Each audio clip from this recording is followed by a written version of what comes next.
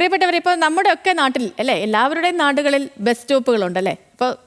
ഇപ്പോൾ എൻ്റെയും നിങ്ങളുടെയും ഒക്കെ നമ്മുടെ ഒക്കെ നാട്ടിലുള്ള ബസ് സ്റ്റോപ്പുകൾ തമ്മിൽ ഭയങ്കര സമാനതകളും കാണും. എല്ലായിടത്തും അതിന് പ്രത്യേകിച്ച് ഒരു മാറ്റമൊന്നുമില്ലല്ലോ. പക്ഷേ വളരെ മനോഹരമായിട്ടുള്ള ഭയങ്കര ബ്യൂട്ടിഫുൾ ആയിട്ടുള്ള ഒരു ബസ് സ്റ്റോപ്പിലേക്കാണ് ഞാനിനി പ്രിയപ്പെട്ട പ്രേക്ഷകരെ കൂട്ടിക്കൊണ്ടുപോകാൻ പോകുന്നത്. പർപ്പിൾ നിറത്തിലുള്ള പൂക്കളൊക്കെ ചൂടി നല്ല മൊഞ്ചത്തിയായൊരു ബസ് കാത്തിരിപ്പ് കേന്ദ്രം. വർഷത്തിലൊരിക്കൽ മാത്രം പൂക്കുന്ന പൂക്കൾ പ്രദേശവാസികളുടെയും യാത്രക്കാരുടെയും എല്ലാം മനസ്സ് ഒരുപോലെ കീഴടക്കുന്നുണ്ട്.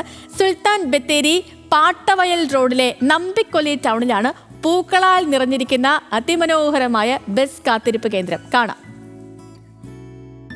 ബസ് സ്റ്റോപ്പിൽ നിൽക്കുന്ന ഏതൊരാളുടെയും ചിന്ത എത്രയും വേഗം അടുത്ത ബസ് കയറണമെന്നാകും.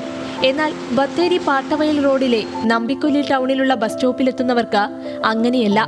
പർപ്പിൾ നിറത്തിലുള്ള പൂക്കൾ നിറഞ്ഞ ഇവിടെ ഇരിക്കാനും ഒരു ഫോട്ടോ എടുക്കാനും തോന്നാത്തവരായി ആരുമുണ്ടാകില്ല.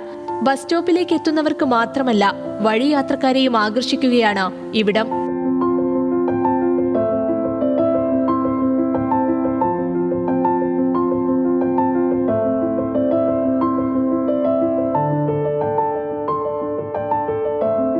ഇത് എവിടെ നട്ടു വളർത്താവുന്ന ഒരു ചെടിയാണ്. ഇതിനകത്ത് പാമ്പിന്റെ ഒരു ശല്യം ഉണ്ടാവില്ല. ഇതിനൊരു വെളുത്തുള്ളിന്റെ മണമാണ് ഇതിന്റെ ഇലക്ക് ശരിക്കും വരുന്നത്. തൂങ്ങി നല്ലോണം ഇറങ്ങും. ഈ പൂവം കൊഴിഞ്ഞു കഴിഞ്ഞാൽ പുതിയ തളിര് വന്ന് നല്ലോണം താഴേക്ക് ഇറങ്ങും. ഇതിന്റെ ആൽബം പിടിക്കുന്നതിനും വീഡിയോ എടുക്കുന്നതിനൊക്കെ ഒരുപാട് ആളുകൾ ഇവിടെ വരുന്നുണ്ട്.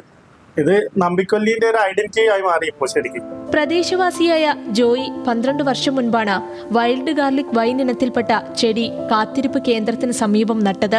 പിന്നീട് നമ്പിക്കൊല്ലിയിലെ വ്യാപാരികളും ടാക്സി ഡ്രൈവർമാരെല്ലാം ചേർന്ന് പരിപാലിച്ചു. ഇപ്പോൾ ബസ് കാത്തിരിപ്പ് കേന്ദ്രത്തിന് മുകളിൽ പടർന്നു കയറി മനോഹരമായ പൂക്കൾ വിടർത്തി നിൽക്കുകയാണ് ഈ ചെടി.